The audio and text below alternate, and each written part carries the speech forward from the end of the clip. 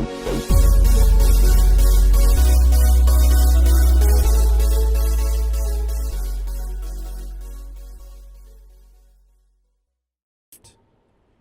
everybody, welcome back to my Dark Souls live playthrough. This is Hero as usual, and you would have just seen me doing all the stuff that I forgot to do at the end of the last episode, that being that I went down into New Londo. I farmed just a couple more Titanite chunks so that I can get this weapon to plus 14, and then I went down to the Firekeeper and reinforced our Estus Flask 2 plus 2. Now that I'm here, I'm just realizing that it probably would be a good idea to go and fight the Stray Demon at the Northern Undead Asylum, so we're going to do that. Stray Demon is an interesting fight. I don't know, I have like these really bad memories of being fucked up by him all the time, and that is not without its truth. It's like, when you don't know what the Stray Demon, like how to avoid the Stray Demon's attacks, he seems really unfair, really cheesy. Oops. So I basically have to do all this again. Lovely. But yeah, he seems a bit cheesy, to say the least. Like, you feel like every moment that you're alive is just a gift from the fact that his hitbox didn't hit you that one time, you know? But it turns out all you need to do is get behind him, as with most bosses actually. Get behind him, get a couple of attacks. They have to turn to face you before they can attack again, unless they're the Gaping Dragon or something, and they have attacks that reach behind them.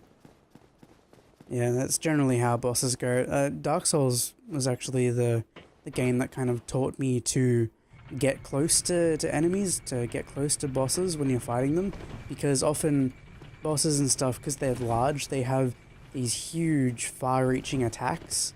God damn it.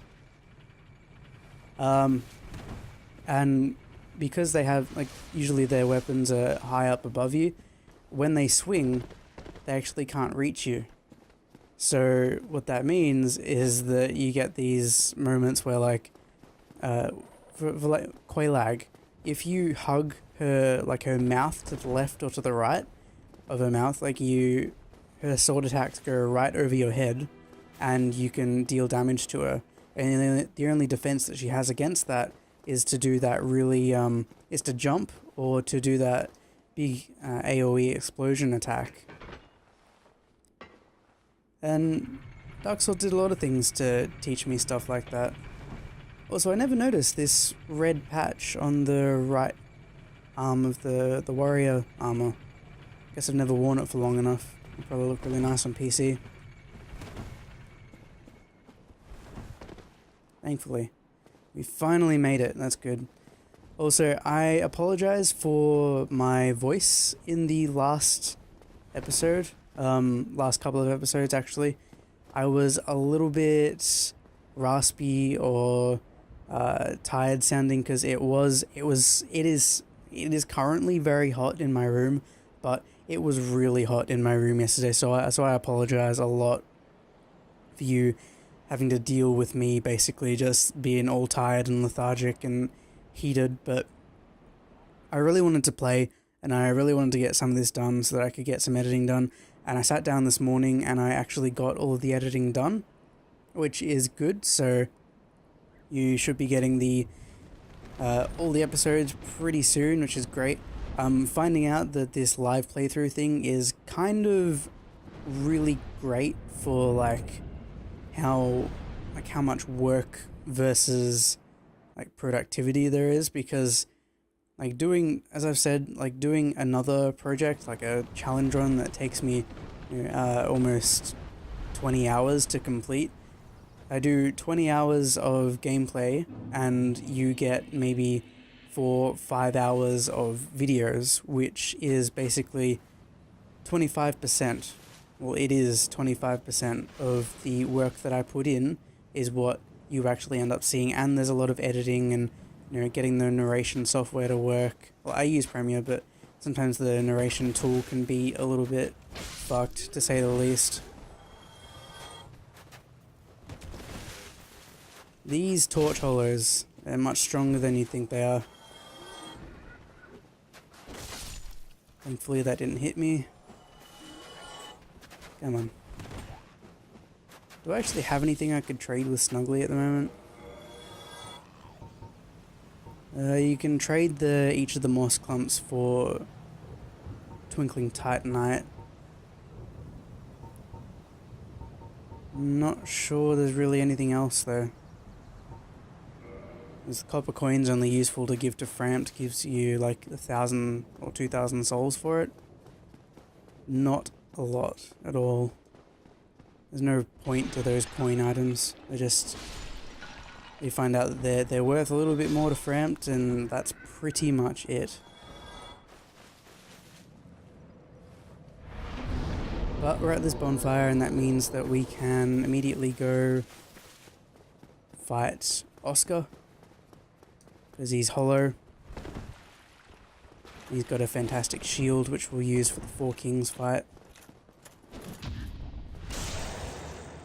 It's a shame he's really predictable there, and it's a shame he's got a fat roll.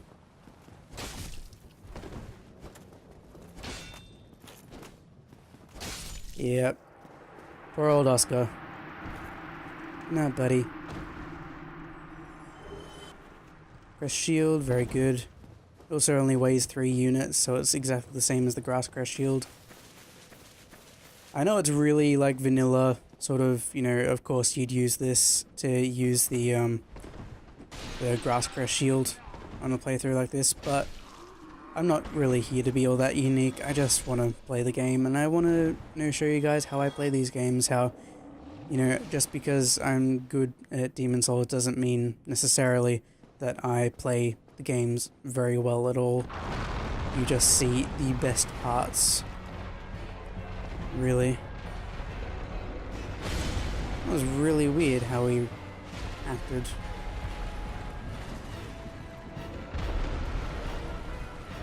Okay.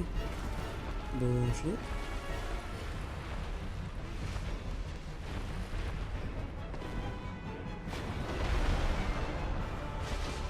Get behind him. Always get behind him.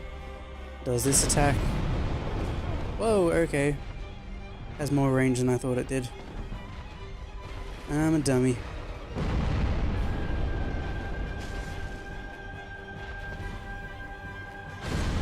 Take a drink. This is a good practice too for doing the challenge run that I wanted to do.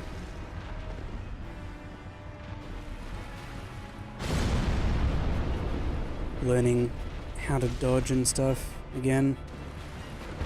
Because my dodges and my parries especially have gotten really bad since I took that huge break. Yeah, my heart used to beat so hard when I was in a boss fight, especially against the Stray Demon. Because you don't know if one moment's life or if it's death. You just don't know.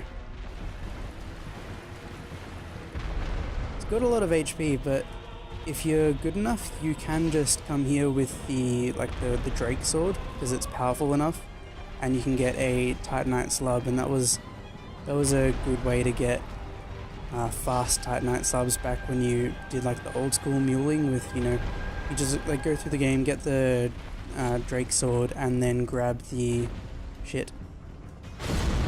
and then grab the, you go to the you go up the lift, and then you'd go down here and you'd fight the Stray Demon. And he gives you a Titanite slab every time and a good amount of souls, but souls don't really matter.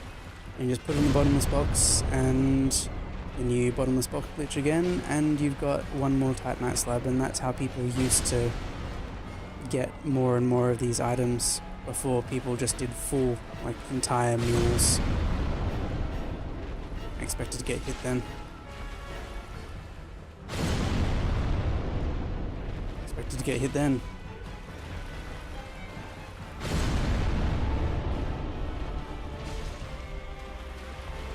You idiot. Wow. Plus AI, so good. Good night. It gives you 20,000 souls? you defeated. Is it 20,000 or is it 40,000? Come on. 20,000. Okay. I'm actually will want to do Priscilla because this is an all bosses run, I guess. So we will actually have to go through here. Unfortunately, I don't like fighting Black Knights. They're not particularly difficult, just I don't like risking it usually. I sound like a coward. I've gotten so soft since my break. I don't want to take any risks anymore. Still know how to riposte and then do the backstab chain though, which is nice. Peculiar doll. Is there anything else I need though? In the other Black Knight will just drop a Titanite chunk, but do I really red Titanite chunk? Do I want that though? Who cares?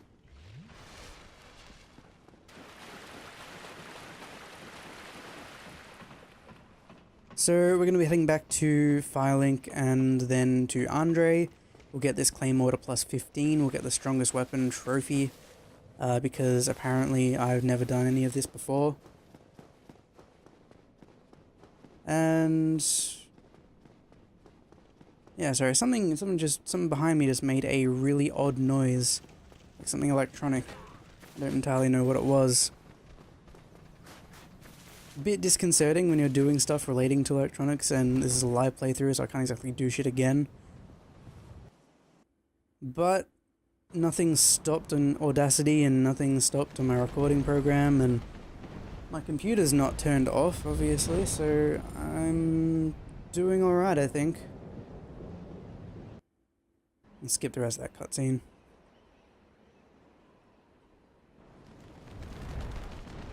It is a lovely 35-degree day in Australia. Still too warm for me. Because it means my room is way too uncomfortably hot.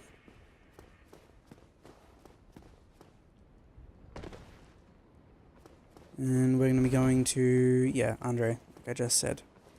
I have to pay attention to myself when I speak. They're still here. Okay, because they're going to disappear the next time a major cutscene happens, and then Petrus is going to reappear after you reload the game again. And it's then that you can kill Petrus without making sure, without the other guys aggroing on you. Then you can find Rhea in the Tomb of the Giants. And she'll unlock stuff like Wrath of the Gods, and she'll sell you a couple of Divine Blessings, and I don't remember what else. Force. A few miracles. She's also one of the more interesting side NPC characters, I think. Probably because she's a woman, and you don't get a lot of women in Dark Souls. There's like the female undead merchant, basically, who doesn't even have a name. And then you got, what's her name? Sigmar's daughter. I don't remember. You get her as well. And she's got a good story as well. The female characters in this game actually have good backstories, which is great. I'm not gonna get on everyone that same dick that everyone seems to be on and say the storytelling in these games is absolutely fantastic, because honestly, it's not. I don't know. I don't feel like I should have to like scratch and dig for all the story and stuff. I mean, it's nice that you can. I really like that, but I don't know, I'm not the biggest fan of it. Like, you know, I write and I read, and you know, I'm not illiterate, so it's not like I don't enjoy looking for a story. It's just I do think that they just spent a little less time working on the actual backstory of the game, and they made a very good game too. They made a very, very good game as a result. So good on you, From Software. Hopefully Dark Souls 2 is much the same, but a little better. It'll be a little worse in some respects, that's unavoidable. but I hope it's not too bad. Because what I played at the beta was very good. I liked it. It won't be too bad. Oh, I meant to take the lift. How embarrassing.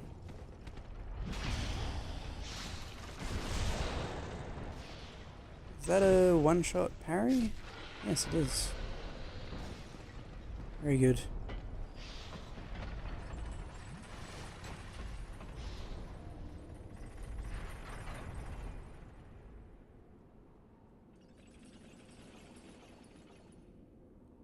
So we haven't been invaded yet, despite the fact that I've been playing online this entire time. Honestly, my internet hasn't been that great lately, so I'm kind of surprised that I've stayed online for the entire duration of this playthrough so far. So I would have thought that, you know, it would have done that. You've been disconnected from the PlayStation Network thing and logged me out and taken me back to the title screen. That would have been fucking annoying. But it hasn't done it. Here's my favorite cutscene of the game too. I'm gonna be quiet. Be quiet and reverent.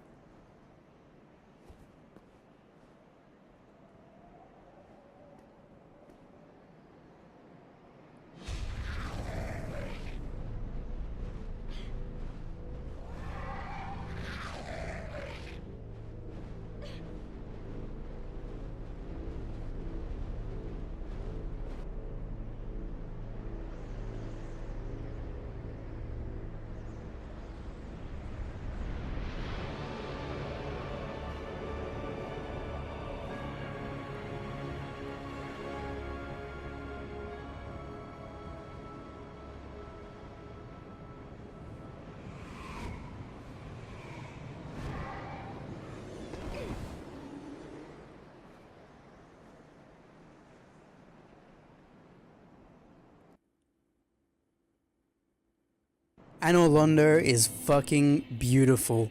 I love it. I love the design of this place. It is fantastic. It is really, really good. Absolutely great. And I didn't get the strongest weapon trophy, I realized, and that is... Actually, did I? I don't know. I won't talk about that then. This place looks amazing. That cutscene is so pretty. First time I saw it on PC, and I know I say, first time I saw this on PC, it looked amazing, you know, and this will probably look amazing on PC. This makes me sound like some sort of a PC elitist. I'm really not. I play almost all of my games on console. I just happen to have a large PC library. It's a matter of, like, it just looked fantastic, and I took a screenshot of that first, you know, moment when you had, like, the cityscape of Anor Londo out in front of you.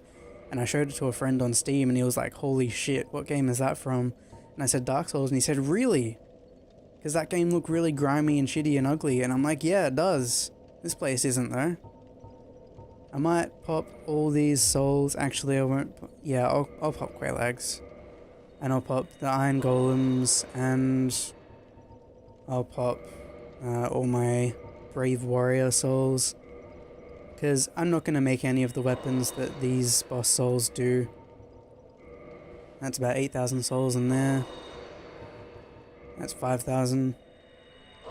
Decent amount of souls racked up. That's about 6,000 out of these two souls. Notice also that I don't have a lot of humanity left. That's because when I was doing my farming, or rather the run to get to the very large ember, I died. I died twice in a row. I didn't get to pick up my souls. So unfortunately that means that I've lost those 10 humanities, but I don't really need to do any more farming since I've got a plus 15 weapon, so no big deal there. What do I want? I want... Vitality? Yeah, why not?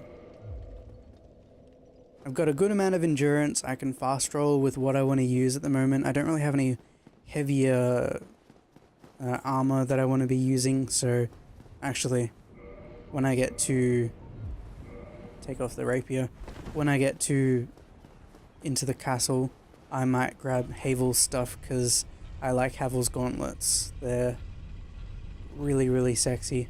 Actually, they just give good poise. And they don't look half bad either. Look better than the Havel leggings, which was... That sort of style, that fashion was a little bit inspired by, well, it was really common in the days of the Darkwood Grain Ring before patch 1.06, because it gave great poise and it was easy to put on your character, you know, because they didn't look bad, but then, you know, after everyone was wearing it, they were too commonplace. You saw it all the time. It's the same reason why people get sick of just seeing people in the gold-hemmed robes and rocking a katana or pyro gloves or something, just because I've seen it all the time.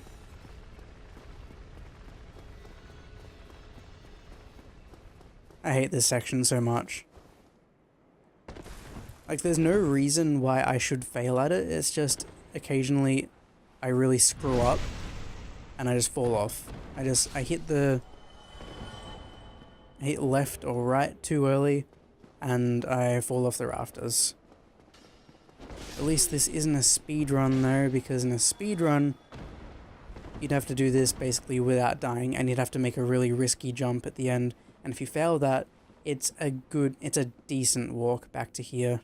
And you can't slow down while you're on the rafters, because again, it's a speed run, but also there are enemies chasing behind you, and you don't have enough health at that point to not...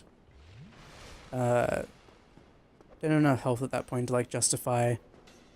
You can't take a backstab, is what I meant to say. Die, thank you. I don't think we'll be going for a buff build, because I did just cut down great magic weapon, but I don't think we'll have enough intelligence to... Oh, then again, it only requires 15, so who knows? No.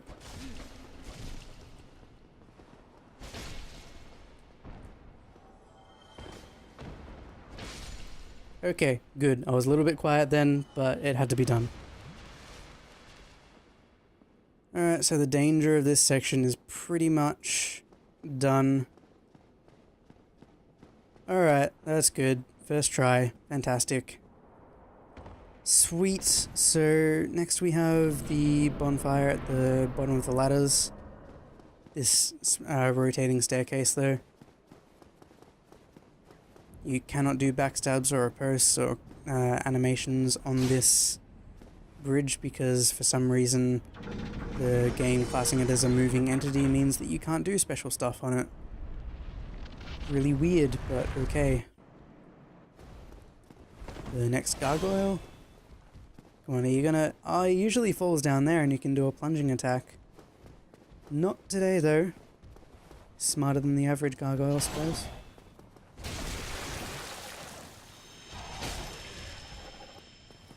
Damn, that poise crush. Claymore's so good. Great swords, just in general. Wow! Got Gargoyle Helm, Gargoyle's Shield, and Gargoyle's Halberd. The Halberd is really good. You can farm that off the first Gargoyle, actually, if you're really good at killing them and just kill the first one, and then you homeward burn out, you can just keep killing it until you get the Gargoyle stuff that you want. Now I might actually take the elevator all the way down, hit that bonfire, and because we've been going for about 25 minutes already, or nearly there, 23, 24, we are going to have to end it there.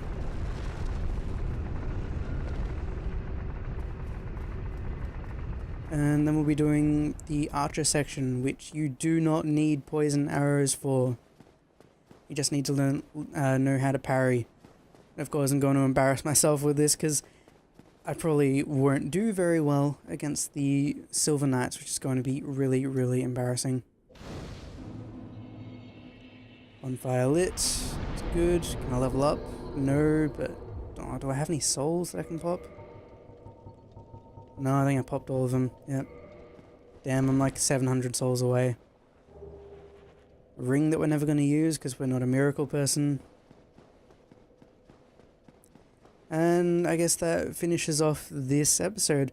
Thank you for watching, and I will see you next time.